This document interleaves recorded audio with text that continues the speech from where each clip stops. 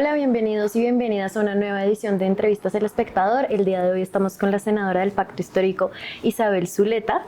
Bienvenida, senadora. Gracias por aceptar la invitación. No, a ustedes muchas gracias por la invitación. Vamos a estar hablando de varios temas, entre ellos uno de los que más la ha hecho sonar últimamente en los medios, que es el proyecto de acto legislativo de reelección, bueno, de varios otros temas. Pero entonces quizás quisiera empezar a preguntarle por ahí un poco.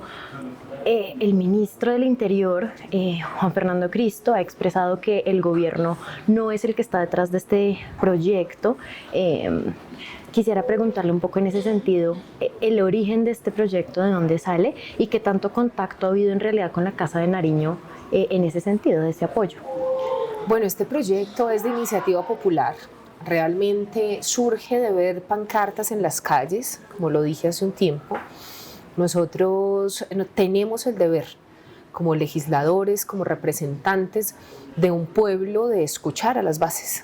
Y lo que yo hago es leer las pancartas. Me gusta tomarle las fotos, tomar nota de lo que dicen las pancartas, porque cuando fui activista y lo sigo siendo, pues lo que hacíamos gran parte del tiempo era hacer pancartas para hacernos escuchar. Así que es un gobierno que debe escuchar, es una bancada que debe escuchar y por lo tanto yo lo que hice fue escuchar. En muchas de los espacios que he estado con el presidente acompañando en diferentes momentos he visto esa pancarta de reelección. Y yo me preguntaba de dónde sale esta idea. Me acerqué a algunos de los campesinos este fin de semana.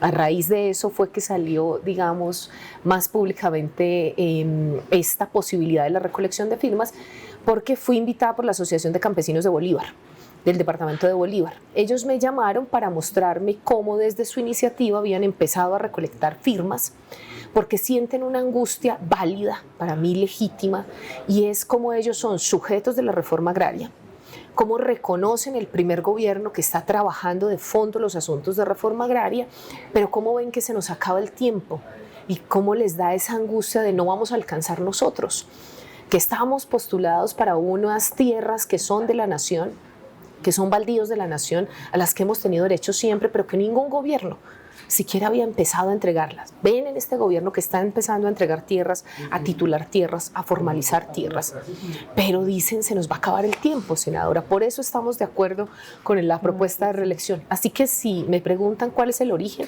para mí el origen es popular. Y para ser claro con nuestras audiencias, esto no ha tenido ninguna conversación con la Casa de Nariño ni con el presidente Gustavo Petro. Ninguna. Ok. Porque la siguiente pregunta que le tenía en ese sentido es...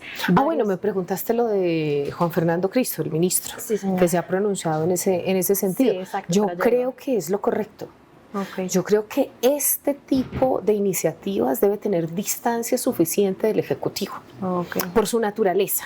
Nuestra Constitución nos permite que la iniciativa legislativa sea no solo de los congresistas, por supuesto, sino que también sea de gobierno, pero también órganos como la justicia, de justicia, las altas cortes, tienen iniciativa legislativa en lo pertinente a su competencia. La Fiscalía tiene iniciativa legislativa. Lo que yo he dicho es una propuesta de este tipo que es eminentemente política, pues su origen debe ser político y eso lo hacemos los congresistas.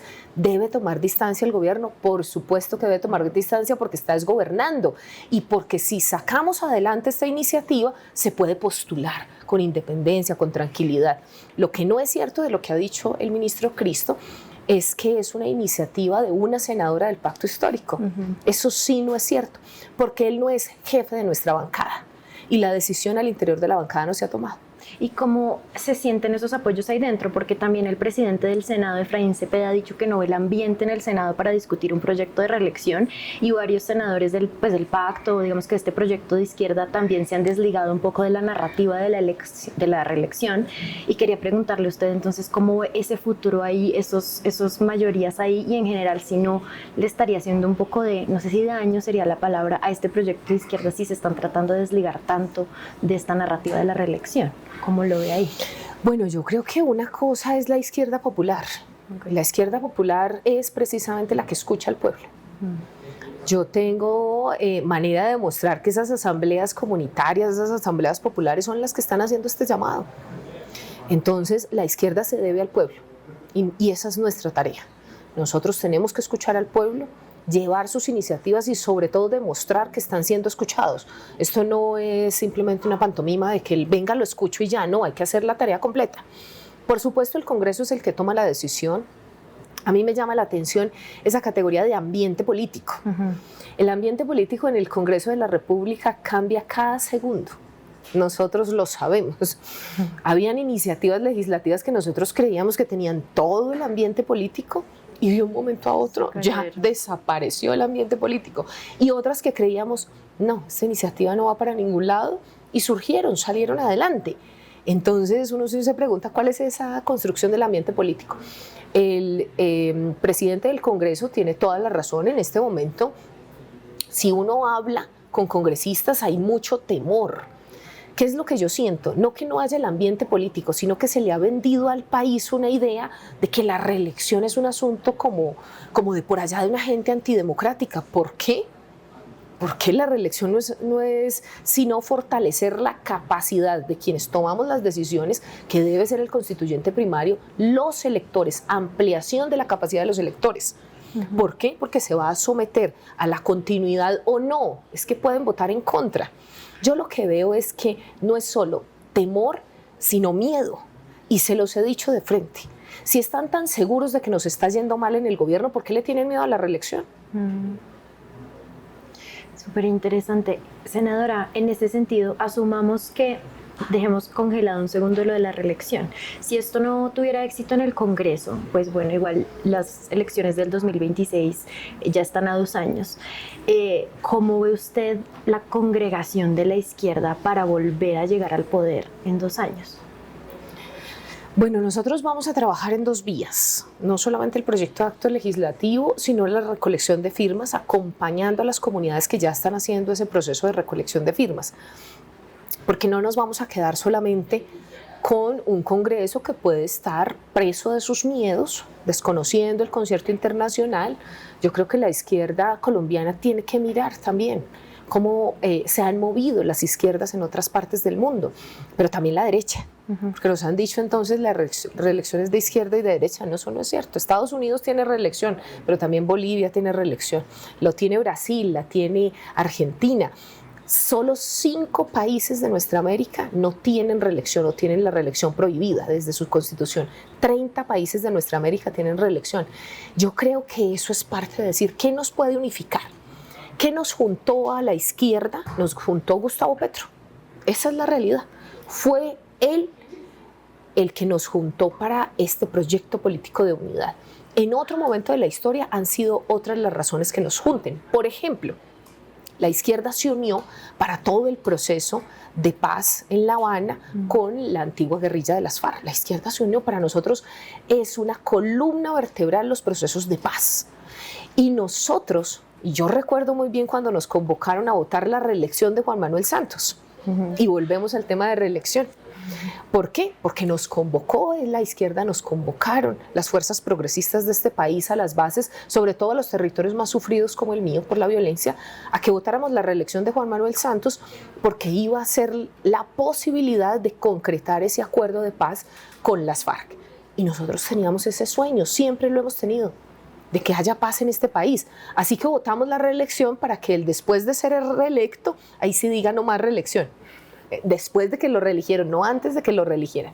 Nosotros votamos por la continuidad de ese proyecto político de paz y hoy estamos diciendo a la izquierda, unámonos alrededor también de la paz, porque este gobierno tiene una apuesta decidida por la paz con todos los actores armados. Ha instalado mesas de paz que han salvado vidas.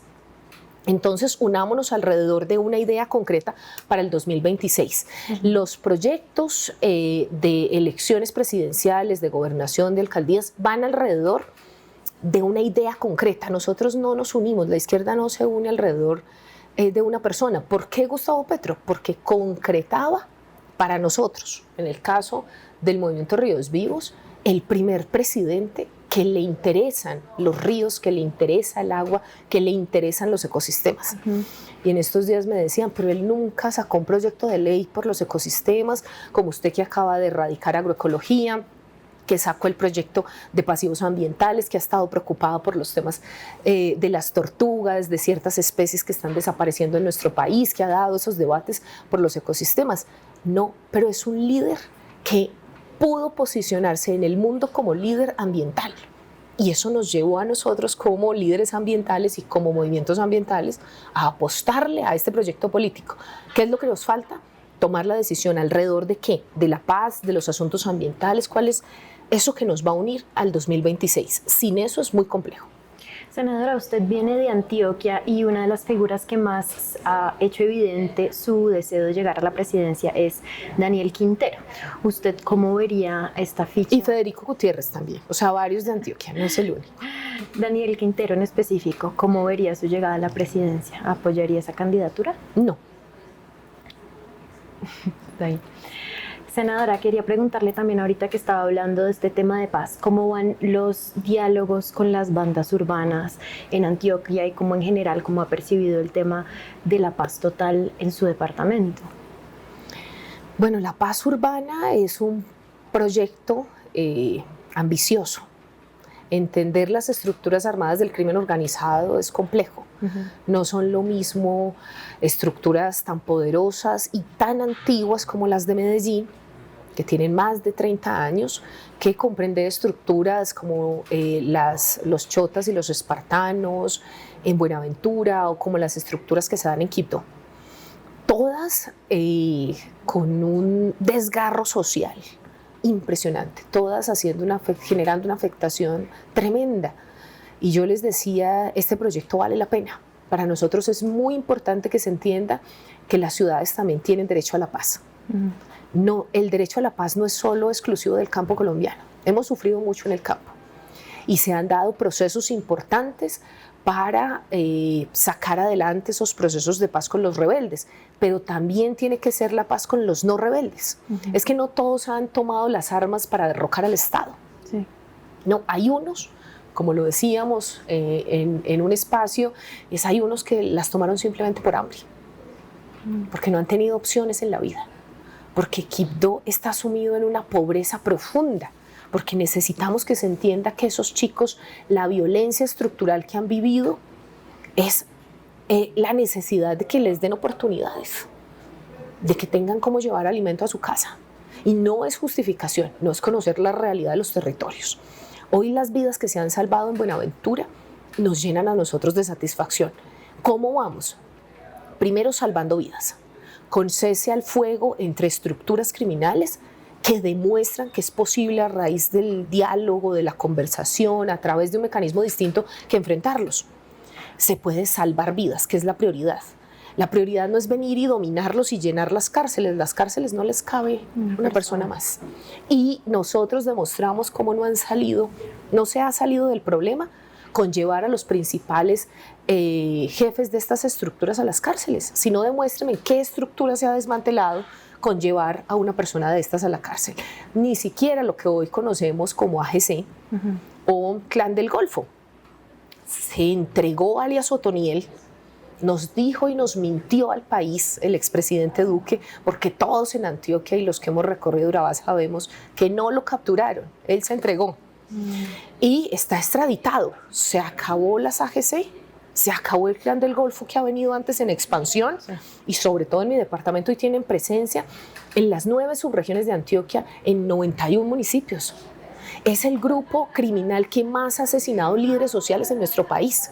Y nosotros nos preguntamos por qué no se abordó un proceso de paz real con esa estructura, con ese jefe. Porque hoy está más dispersa o son muchos los jefes.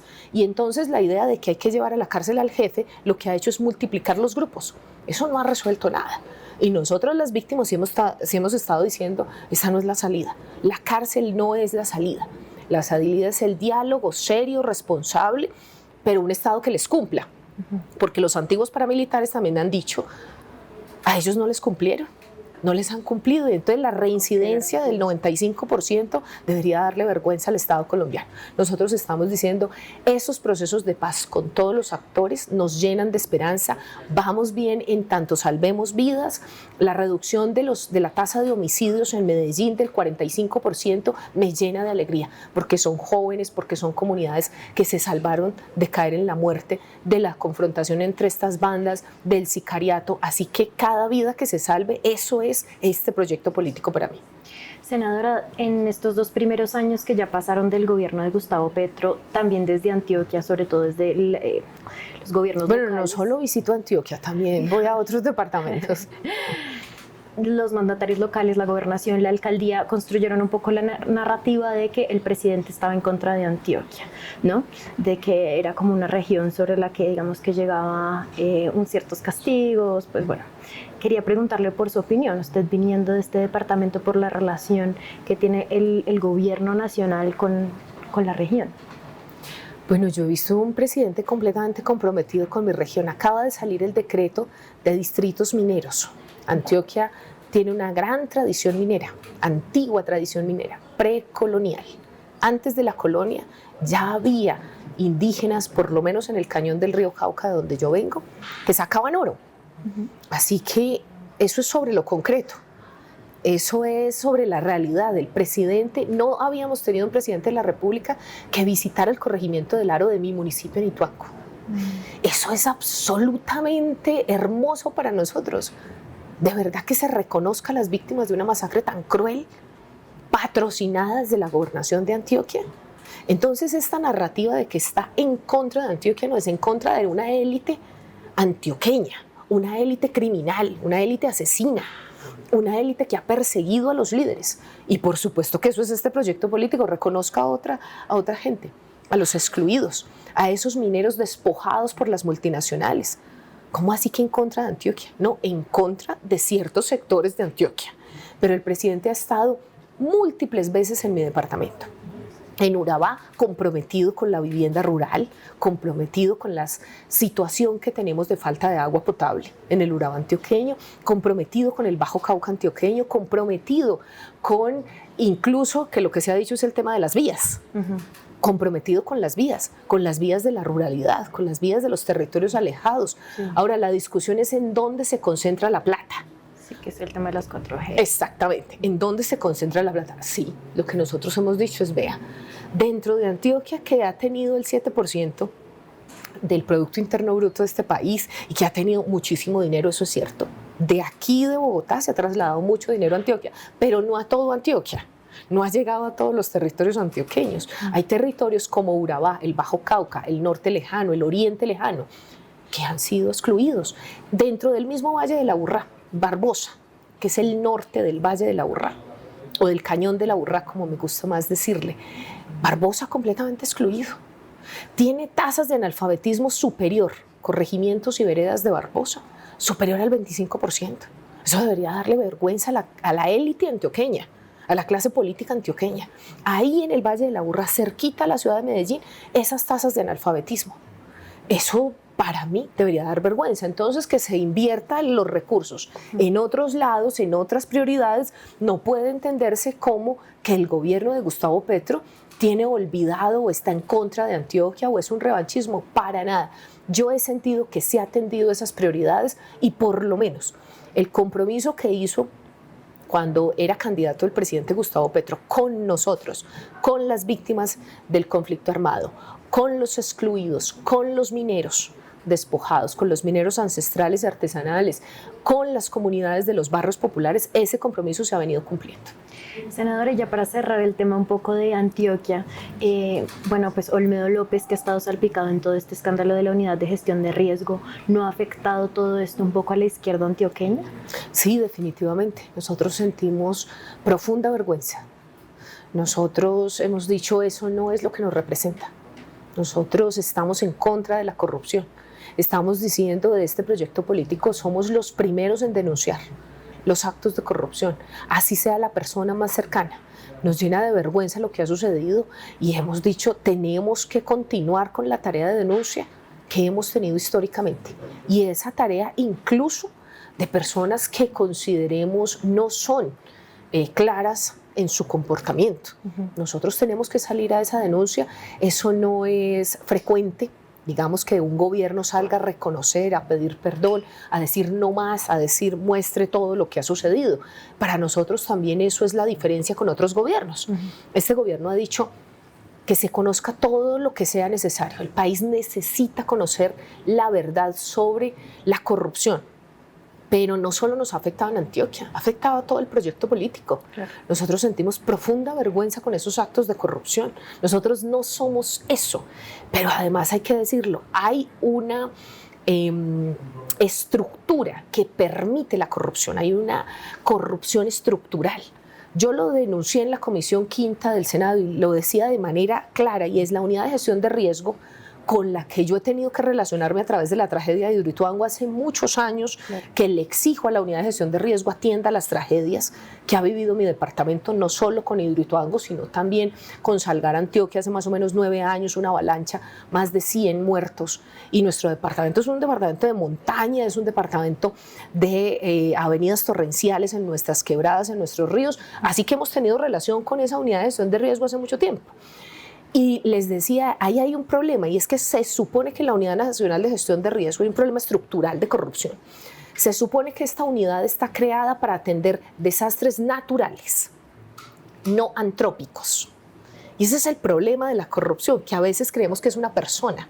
No, resulta que aquí creemos que todo lo generó la naturaleza, y los ambientalistas sabemos que no. Lo generaron actores en concreto, empresas en concreto que generan esos desastres, y la plata pública, ¿por qué va a ir a cubrir los desastres generados por un privado? Y entonces, ¿cuál es el problema estructural de corrupción? Es que no hay una calificación.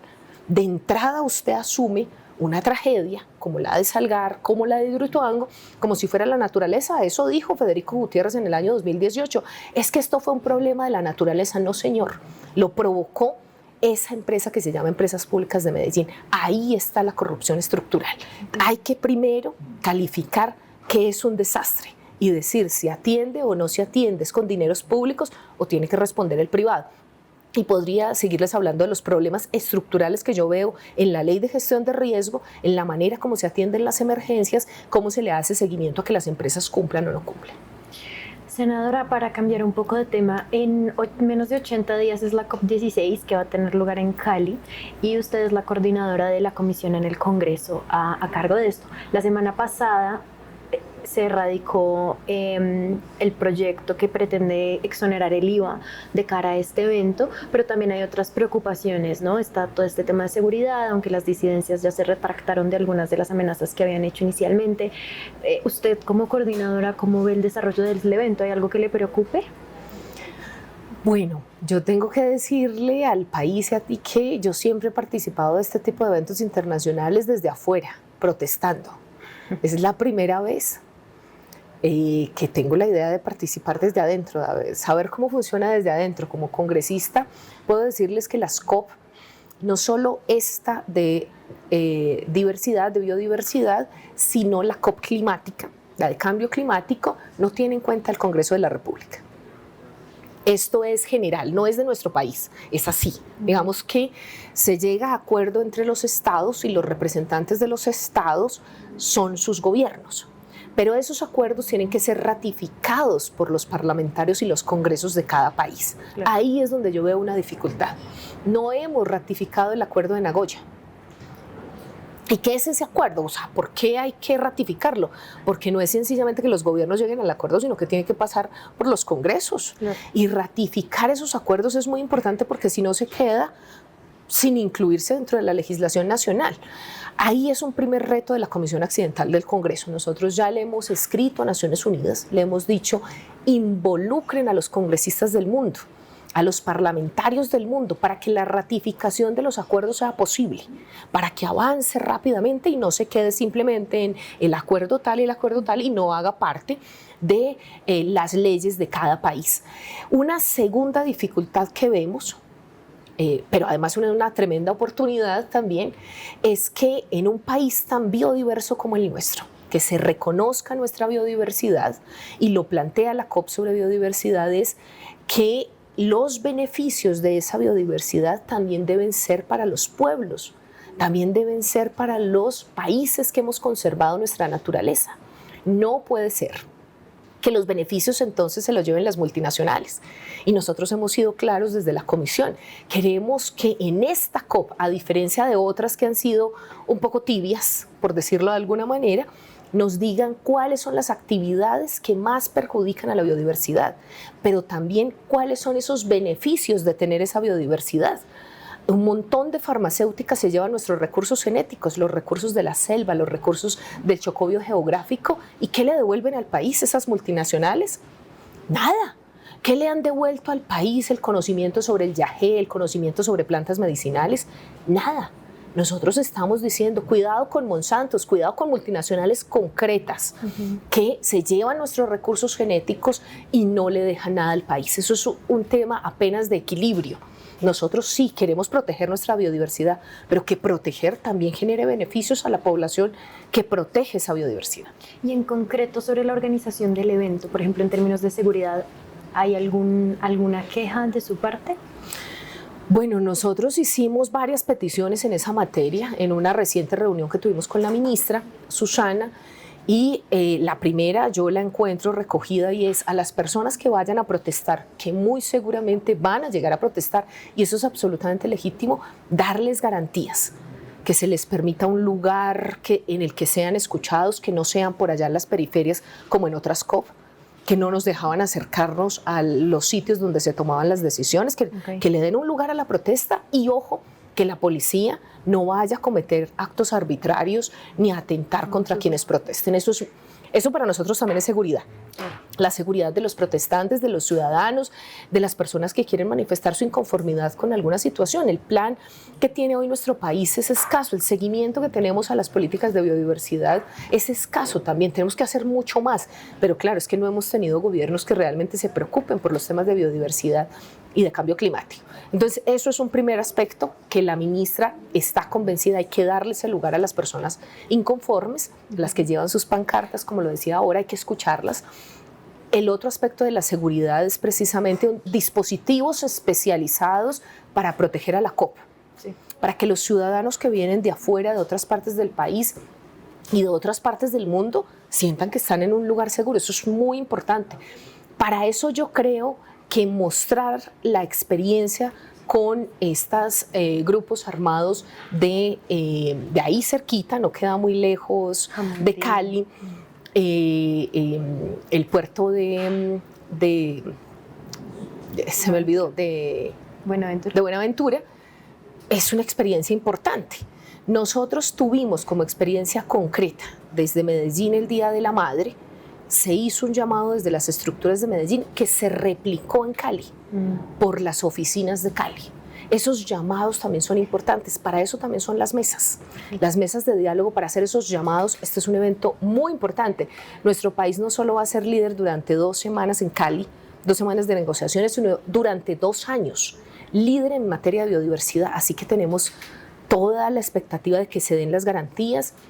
La policía nos está diciendo un poco el seguimiento que está dando a los temas de seguridad. La ministra está en reuniones con los temas de seguridad porque es una de las prioridades. Lamentablemente no estamos en un país en paz.